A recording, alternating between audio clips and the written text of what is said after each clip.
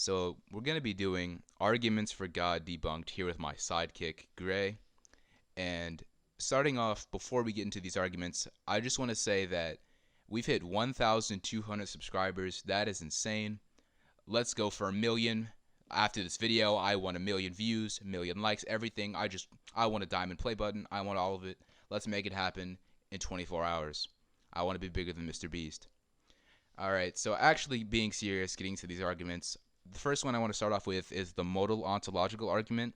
It has been getting really popular, and I see everyone and their mom using it, and I'm kind of getting annoyed with it, and I want to get rid of it completely. So, getting into the syllogistic form of the argument, it is, God is possible. If God is possible, then he exists in some possible worlds. If he exists in some possible worlds, he exists in all possible worlds. Therefore, God exists in reality. So, Gray, what will be your first contentions with this argument? Alright, so my first contention with the argument will be the fallacy of verification. For future reference, the fallacy of verification, also known as concretism, is just a fallacy of ambiguity when an abstraction or an abstract belief or hypothetical construct is treated as if it were concrete or real or physical entity, right?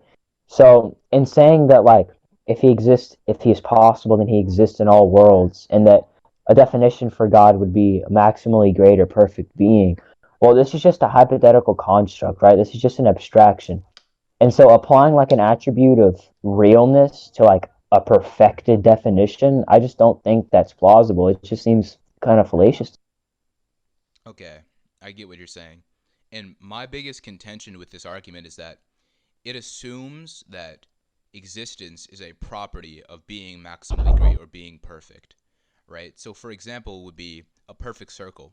Now I can imagine a perfect circle in my head, but in physical reality we cannot create one, because if we zoom in close enough we will notice inconsistencies with this pseudo-perfect circle.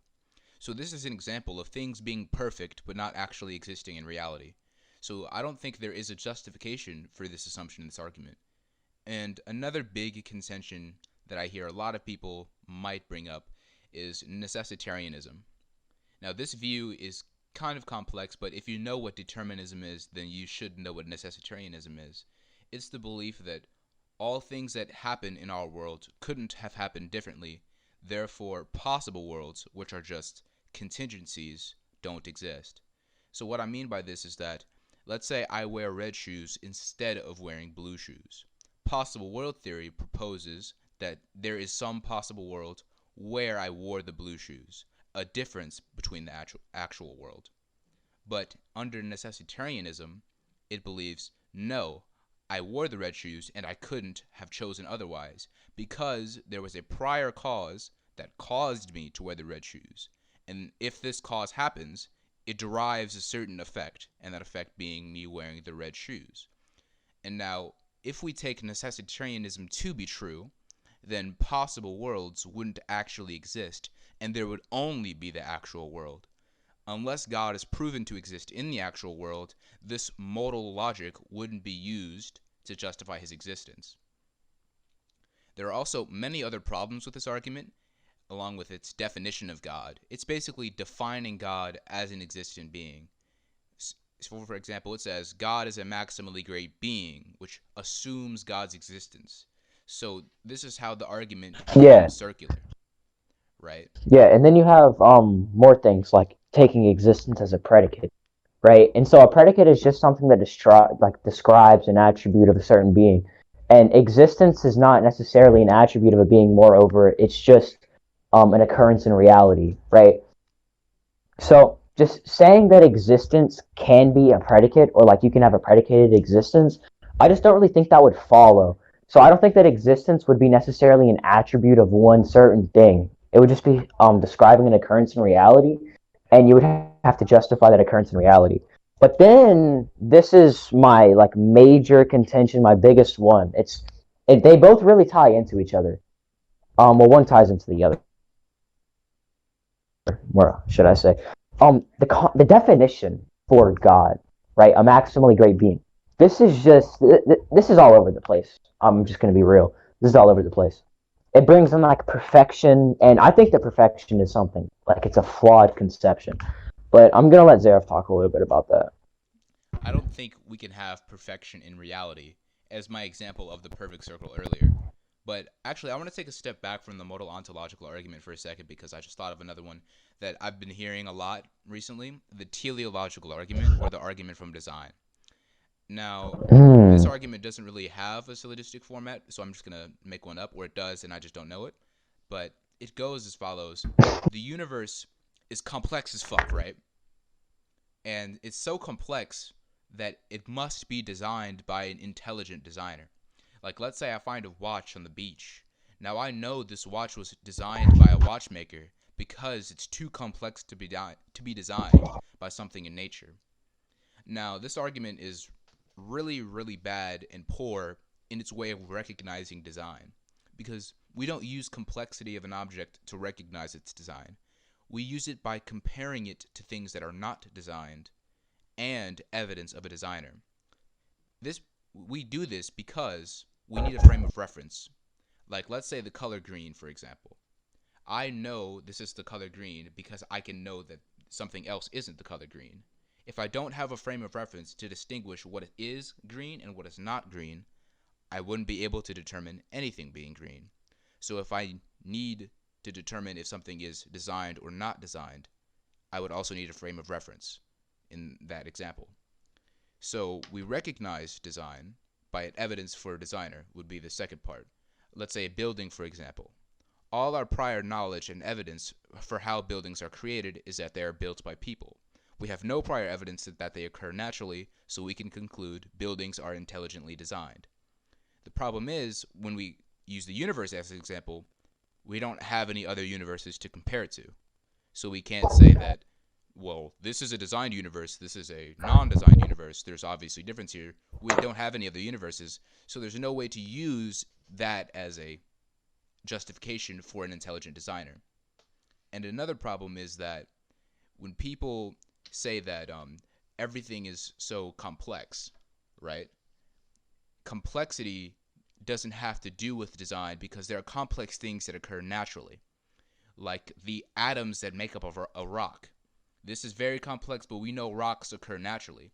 This can be as complex as a video game code, but we know that games are designed and rocks are natural, right? So since complexity is an attribute in both non-designed things and designed things, we can't say it is a way for recognizing design. Right? It's gonna cut me off like that? Really? Wow, Yeah. okay. Okay, so let's talk about the Kalam cosmological argument. We can go over the original Kalam, like the Kalam rendition of the Kalam, or the bare bones Kalam, or the William Lane Craig Kalam. What do you want to do?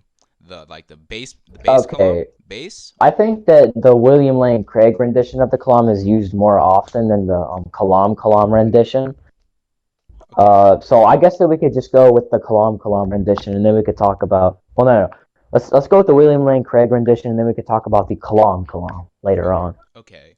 So the William Lane Craig one. Do you want to get this one started again? Okay. Yeah, this one is fairly simple. Everything that begins to exist has a cause. The universe began to exist. Therefore, the universe has a cause. Now, time, space, and matter began at the point of the Big Bang. Therefore, the cause of the universe, which comes before it, must be spaceless, timeless, and immaterial, because it existed outside of space and time and matter, right? And these attributes would fit the criteria of a god. And it must be powerful because it created a universe, right? And yeah, I have a few problems. Oh yeah, what are your problems with this argument? Okay, well, my biggest problem with the argument that you've presented so far, it would have to be the spaceless and atemporal aspect of God, right? So, if God is something atemporal and it creates something temporal, that can't be the case. Temporal cannot affect something temporally, right? This isn't fictional debating. and then you also have the aspect of, okay, well, even if events were to occur like before temporality was a thing, this would still be something that occurs within time, right? It's still a measured chain of events. So creation itself would happen before creation if this were the case, right? So the creation of time would happen before time existed and after time existed. So it's just contradictory. You can't have two contradictory things, can you? No, and this is why we think this argument is pretty bad. And another reason is that when we say that an atemporal being can't function within a temporality is because if you're atemporal, that means you're outside of time, and we define time as a process of causal events. If time is cause and effect, and you're atemporal, that means you can have no relation with cause and effect. So if you start a causal chain, then you're not actually an atemporal being, which the argument defines you God as. So God can't have Yeah. effect on reality if he's atemporal. So this kind of defeats the whole purpose of being a god if he can't have effect on reality or can't create reality, right? You want to talk about the cosmic skeptic debunk? I actually don't remember his debunk. I actually want to talk to him later, possibly get him on the channel. You never know. But Bro, I don't know about that, but cosmic skeptic's debunk was, well, the only thing that we know to have came into existence is the universe. oh, So okay, everything that has came into existence, quote unquote, prior, I mean not prior, but after the universe's existence, really didn't come into existence. It was already existent. So to build relations upon that to like a creation of a universe just doesn't make sense. right. What he's saying is that if we take the first premise of the argument, everything that begins to exist has a cause. Right. Well, the only thing we know that truly began to exist is the universe itself. This is because of the law of conservation of mass. Matter can neither be created nor destroyed, only Matter, change form. not mass. Oh, whatever. Right? You're retarded. And so, since matter can neither be created nor destroyed, that means all things like this chair, my desk, my car, wasn't created. It just changed form into something that we identify as. So if the only thing we have to know that began to exist is the universe, then that means the first premise would change to the universe began to exist. Then the second premise would be the universe began to exist, therefore the universe has a cause. This argument is circular, as you can see by the premises, but it doesn't really hold up because you could just change the first premise again to something that's non-circular if the universe began to exist, and people would agree to that. And then the second premise would be the verification of it, a simple modus ponens, right? I actually want to keep this video fairly short. My videos usually are like an hour long, and I know people don't like that. And that'll be all for this one. I can do a part 2 covering, there's plenty of more arguments for God that I could talk about. I kept it to the simple and most popular ones in this one. And yeah, get this video to 1 trillion likes.